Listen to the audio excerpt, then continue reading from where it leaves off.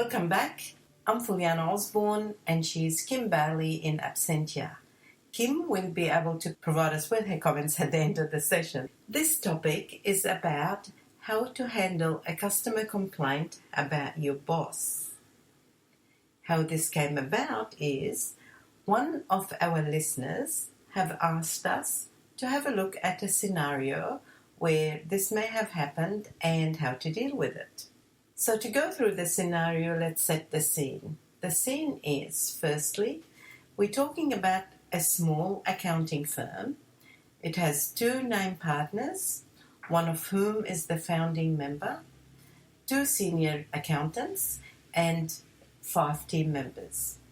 One of the senior accountants have a very key client, one of the key clients, who's extremely happy and been with the company for some time, happy with the service. I have actually recommended a number of other clients to this accounting firm. When the senior accountant was away, he's the account manager for this client, the founding partner had a meeting with the client and went over some of the current issues that person has, but also the client took the opportunity to get a wider view about his business, given that he's got the presence of the founding partner. However, when the senior accountant came back, the account manager, the client complained that he was very unhappy, very dissatisfied with that particular meeting. Specifically, he felt that the founding partner did not show any feelings that he valued this client, valued him as a client. He felt that he was doing this just to go through the motions, like another meeting on his agenda. He felt that he wasn't engaged in his business. He felt he had not taken the trouble to understand the background or where he is at so far. He was not happy that the person was not even giving him, in his opinion, the right advice. He felt that when he was referring to some legislation, he was not up to date. He was not up to date on some issues that at that level the customer felt he should. Well, that's quite a fair bit. This is quite a big issue because here you are, an important client, and then we're talking about the person in charge, the person that built the business, the person that actually created the focus on customer and the importance of it and the culture of the organisation. Well, what do? It's very, very uncomfortable position to be in. You know what and how to handle the client, the customer, because you know how to handle complaints. You have a very good relationship with the customer, so you are able to address some of the things there, and you know that you've got a long road ahead in which to rebuild that relationship now. But what this is about, this session is about how to handle the actual partner that caused this. Should you do anything about it? Should you just think, oh, look, that's just an off meeting and I think I'll let it go? Or do you think you should do something about it? Now let's have a look. What are the risks? There are risks if you do something about it. That means you might offend that partner. You might put your own name in jeopardy. Obviously you're going to be very, very uncomfortable. And the other risk is your company risk, the risk of the company, the reputation and everything that everybody worked hard for. And instead of now giving you a good reference, he probably might be so unhappy in the end if nothing is done that he would be saying to people, I don't like working with this accountancy firm anymore. Doing nothing is not an option. You have to do something. Yes, it's very, very uncomfortable. So let's start by first acknowledging the fact that it is uncomfortable, very uncomfortable position to be in. But let's now concentrate on your relationship with the founding partner. I'm sure if you're a senior person, been in the organization for a while, you would have had, in a small team like that, you would have had to build a relationship. You probably know each other well enough about how to approach the person, what to say to keep it positive and respectful. The next thing is to be absolutely prepared. Prepared in talking to the partner in the way that you would like to be approached if that complaint was about you. One of the most important things is not to assume everything you heard is correct or interpreted the right way. Give the person the opportunity to put their side and to talk about it openly. Always go with some suggestions and solutions in mind when you're talking to the person. But most of all, it's got to be in a very respectful manner and in a way that will lead to no embarrassment but mutual respect and continued good relationship. It's not easy, it's easy to say, it's much harder to do. So one idea might be that you organise a time to have a meeting. You say up front, look, this is going to be extremely uncomfortable for me, this situation, so please bear with me. I have worked with you for a long time. I learned a lot from you. I respect you immensely. And most of all, we both have commitment to the firm and our loyalty is to the firm. At that point, I think maybe the founding partner would be saying, "What's going on? Spit it out. What's going on? Tell me what you're on about."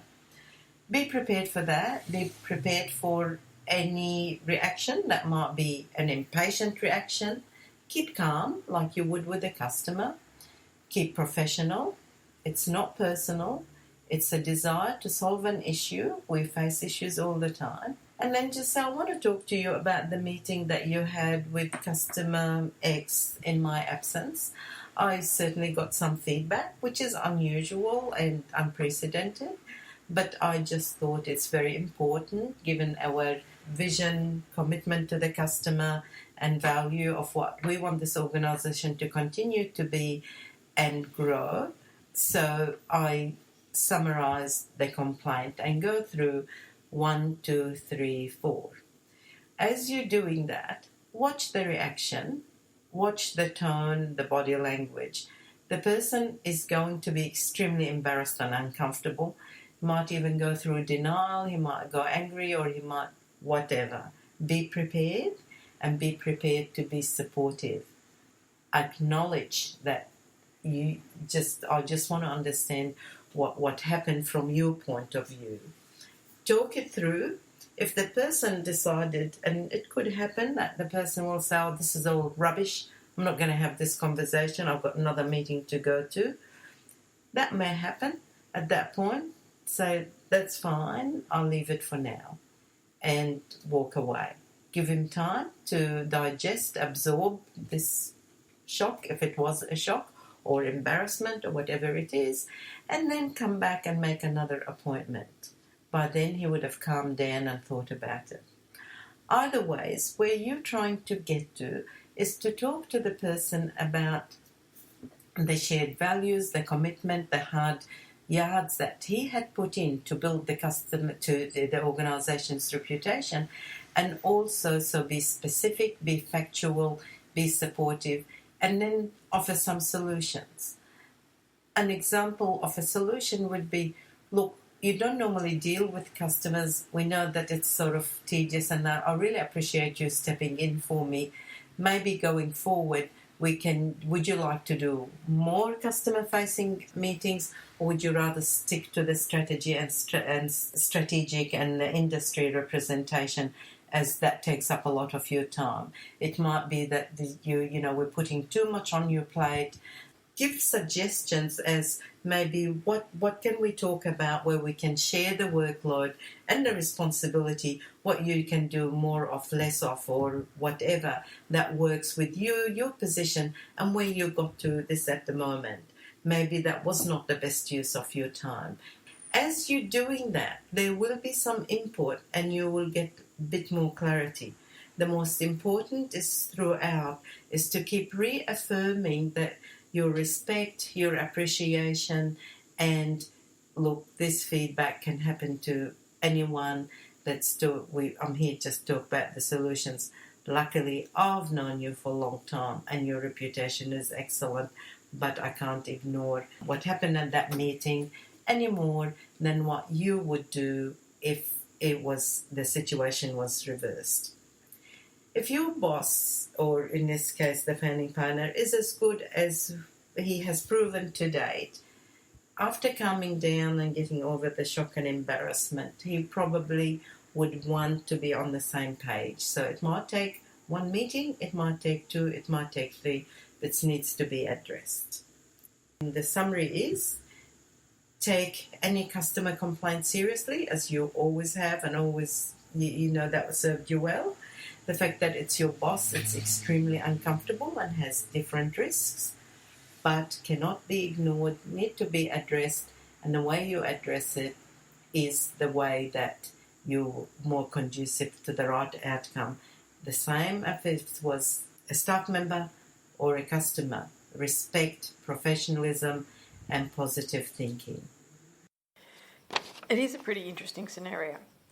I'd also like you to consider your own reactions to the situation before you start to plan what you're going to say to this senior executive that you've got to deal with. In this situation, when your valued customer comes to you with what appears to be a complaint, and certainly at the very least dissatisfaction, you listen, and what you hear is information that changes the way you perceive someone that you work with all the time. And we can't get away from the fact that you are going to react to that information. And it may be that your reactions will make it even more difficult for you to address the situation. The sorts of things that you might feel are anger, and it's anger at the person who has presented you with this situation that you now have to fix. It's anger at yourself for allowing it to happen, for not perhaps feeling that you should have prepared this senior executive well before you went away so that you were not available for this meeting.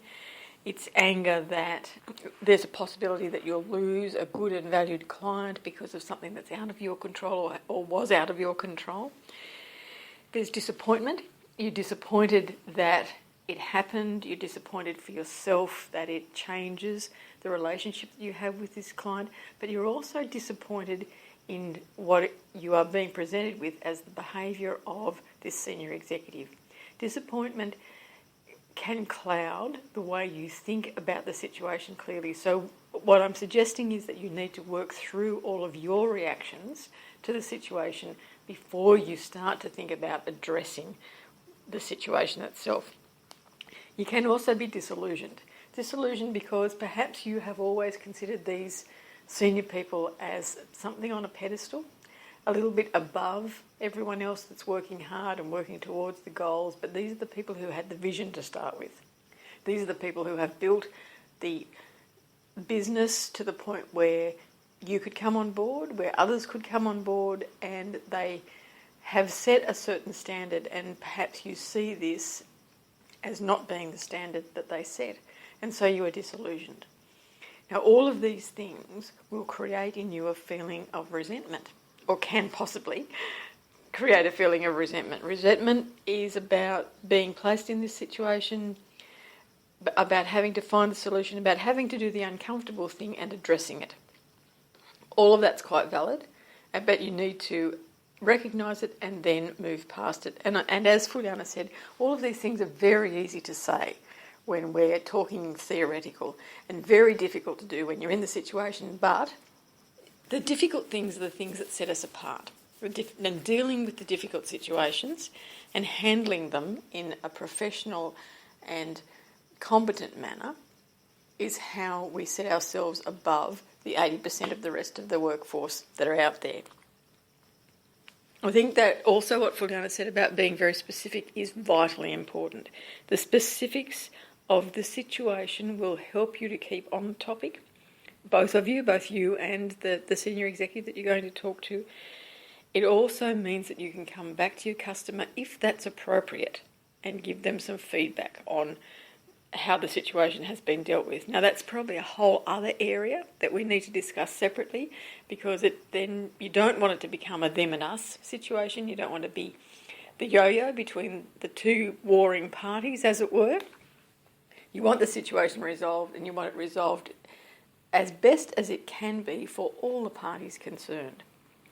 One of the things that you need to do is make sure that you thank the customer for making the effort to tell you about their unpleasant situation, because we also know that negative comments are like an iceberg. You get one, and which is the bit that's above the surface, but there's probably another 9 that haven't complained, haven't said anything. And that's, your job is not to investigate that and to see how many more people are not happy. It is to acknowledge that someone did make the effort, someone did bring their concerns to you, knowing that, or trusting that, you would be the person who could address them. And because they have done that, because they have trusted you to address it, you have to acknowledge that to yourself as well, and make that part of how you perceive the changed relationship that you might have with this client at this particular point in time, because they're not happy and they may be a bit hesitant about dealing with the organisation. They have still come to you, they have still given you the opportunity to address it, and you should be thankful for that, and let them know that you are thankful that they have given you that opportunity to address their concerns. Fixing this situation, or addressing this situation, I should say, is not something that you do via email. Now, too often we tend to slip into the anonymous way of addressing the unpleasant by sending an email, or, in the worst situation, sending a text message. And I have had people come to me and say, well, I got sacked by text message. It is totally inappropriate. And this is not, you're senior people. This is not a situation where you just send a quick note that says, you did bad. Let's talk about it. You do need, I think, to give this senior manager that you're going to talk to a little bit of time to get to know the situation first. So I think that you do ask for a formal meeting, ask formally for a meeting, and just give them an idea that you want to talk to them about some feedback you received from the client with whom they had a meeting whilst you were away. And it's as simple as that. And that gives that person the opportunity to think about the meeting themselves and to think about whether they feel that they gave it their best shot as well. And you might then go into the meeting wanting to address this unpleasant situation and find that they take the initiative and they say, oh, look, I really didn't give it 100% that day. I hope it hasn't soured the relationship that you have with this client. Is there something I can do? And best case scenario, they might say, look, I'll drop them a note and apologise. In worst case scenario, they'll say, it wasn't me, I didn't do it, I wasn't there. The old Bart Simpson excuse. Either way, it gives everyone a chance to think about the situation and to get their thoughts in order. Fulyana's talked about what happens if in addressing the situation it does get out of hand and reactions are not appropriate, not professional, and that you stop and you, like with any situation that gets out of hand, you stop and you walk away and you come back to it when cooler heads will prevail. It is important, though, to continue to address it and to come to some finality. The overriding important idea across all of this is that you are dealing with a situation. It is not about the people involved. It is about a situation and about a management issue, a management of clientele, management of people within the organisation. And whether that's peer management or not, doesn't matter. It is still about the situation. We are not talking about, I hate you because you did this. We're talking about, I'm disappointed that your performance in this situation hasn't had the outcome that I thought we were heading towards with the vision and the mission and the goals that we have in this organisation that you yourself set up. So all of those things need to go into this situation. I want to develop it a little bit further and talk about it where you are the client, where you're the customer, and it's somewhere else in your organisation or another organisation that you have to deal with. And you would normally deal with someone at your own level, and you get to deal with the person in charge, and the person in charge is just quite awful for whatever reason, any kind of reason that it might be. Now, I'll talk specifically about a situation that has occurred to me in the last week. I had to get some skin cancers burnt off, and I went to the local doctors group, and I don't have a specific doctor that I see there because I go so infrequently. I'm very, very fortunate that I am maintaining myself in very good health all of these years. So I don't have a specific doctor. So I made an appointment, and as it would turn out, I got the lead practitioner in the practice. I got the fellow who set up the business to start with, who's been there for over 10 years. And we're talking a regional centre in New South Wales, so it's not a big city practice. It's an area where it's important in the community that their standing is maintained, because like any little country town, everyone talks about what the services are that are there. So I get the boss and I go in, and I am, even though I don't go to doctors terribly often, I am quite used to what I expect to be their manner and their avowed caring within the profession. I didn't get that on this occasion, and I thought, well, maybe it's just his approach. Maybe he's not as adept any longer at the patient interaction because he does so much of the administration of this practice, which has grown quite astronomically from the first time that he moved to the area. I needed to have a full checkup at the same time. I was very unhappy with his approach to the checkup. And then as I was almost going, he said, we were going to burn off those skin cancers, and just proceeded to do it. No preparation for me, no indication of what he was going to do when. And so I had 2 on my face, 1 on my arm. As any of you will know who had gone through that procedure, it hurts. It's a cryosurgery, so it's the freezing off, burning. Essentially it's burning, and what they're trying to do is get a blister. Well, within an hour, I had a blister around my eye that meant I couldn't open it. And that got gradually worse and worse and worse. And then 3 days later, my jaw swelled up as well, and it was obviously an infection. Quite naturally, because no preparation of the skin beforehand, so all the germs that are crawling around in our skin anyway, as soon as there was an open part of the skin in, they jumped, and it was swimming pool time.